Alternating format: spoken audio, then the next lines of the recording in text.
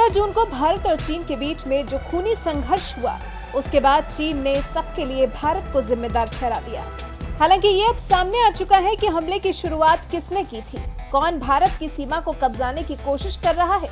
झड़प के बाद चीन ने बातचीत कर मुद्दा सुलझाने की बात कही, जिसके लिए भारत तैयार भी हुआ।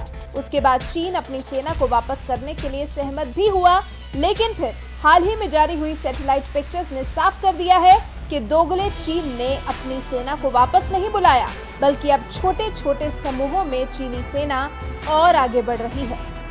उसके बाद अब चीन का नया बयान सामने आया है कि भारत ने एक तरफा कार्रवाई की, जिसकी वजह से हिंसा भड़की। चीन के रक्षा मंत्रालय के प्रवक्ता वू कियान के मुताबिक भारत चीन सीमा पर हुए संघर्षों की पूरी जिम्मेदारी भारतीय पक्ष की है। हम आशा करते हैं कि सीमाई इलाकों में शांति और स्थिरता बनी रहेगी। गलवान घाटी में हिंसा की घटना भारतीय पक्ष के एक तरफा उकसावे की कार्रवाई और दोनों पक्षों के बीच हुई आपसी सहमति के उल्लंघन की वजह से हुई। उसके बाद चीन की तरफ से लगातार जारी किए जा रहे युद्धाभ्यास के वीडियो पर भी रक्षा मंत्रालय के प्रवक्ता ने सफाई कहा कि चीनी सेना कोरोना वायरस के कम होने के साथ ही युद्ध की तैयारी के लिए जमीनी स्तर पर प्रशिक्षण को बढ़ा रही है। पीएलए के तिब्बत मिलिट्री कमांड ने हाल ही में पठारी इलाकों में लाइव फायर ड्रिल किया था। इसके जरिए सैनिकों की क्षमता को परखा गया था।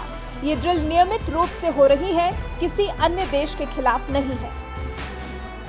लद्दाख की असलियत की बात करें तो जब चीन को अपने स्ट्रक्चर हटाने के लिए कहा गया और चीन ने सहमति भी दे दी, लेकिन चीन ने अपने स्ट्रक्चर को हटाया भी नहीं और नए सैनिकों की वहां पर तैनाती भी कर दी।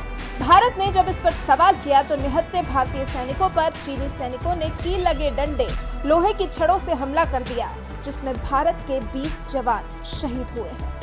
लेकिन भारत ने भी चीन पर तेजी से प्रहार किया, जिसमें चीन के भी करीब 40 से 50 सैनिक हताहत हुए हैं। हालांकि चीन ने अपने हताहत सैनिकों की संख्या बताने से इनकार कर दिया।